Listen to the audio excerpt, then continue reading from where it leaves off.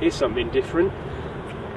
This is Giant's Escape Mini Zero, a bike designed for Japan, for the space-conscious, style-conscious Japanese market. And the idea is that it's a small wheel bike that rides like a big wheel bike. Essentially, that it rides like a road bike. Geometry is the same as a road bike. When you're on it, it does feel very like a road bike. Interesting parts on the bike. Well, obviously those bars, a different riding position. One of the things you find is that I find is that I grip them like that. I mean, you've got your STI levers. Normally they'd be out the front here. When you're riding with these bars, you do have a tendency to use the levers as part of the bar, which is more or less fine. Changing that with gloved hands can be tricky, and changing down, sweeping up on the inner ring, I found occasionally that you do actually brake slightly, but again, get used to it. It's got a standard road double and a pretty standard road block on the back as well.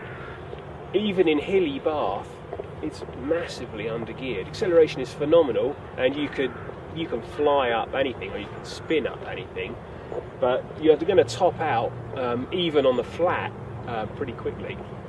The brakes, not the greatest in the world. There's certainly plenty of modulation in there, plenty of adjustment, but they do stop you. Can't argue with that. To ride, so far it's great. Those small wheels, nippy acceleration, great cornering. Normally when I see the words Kenda on the side of a piece of rubber, my heart does sink a little. I'm not Mr. Brand conscious at all, but they are associated often with the cheaper variety of tyre when you get them on a bike straight from the shop. Got to say though, no problems with these at all. They seem pretty grippy so far. It's been wet, it's been icy.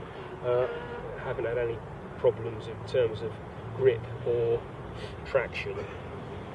The one bit that maybe I'd have a question mark about, aside from the gearing, is these two welds here. Talking to some guys who build frames, they wondered whether this is a big stress point on the bike. You've got two small triangles here, both potentially flexing around these two welds. Now, fair dues, this is all one tube, but they are stress points.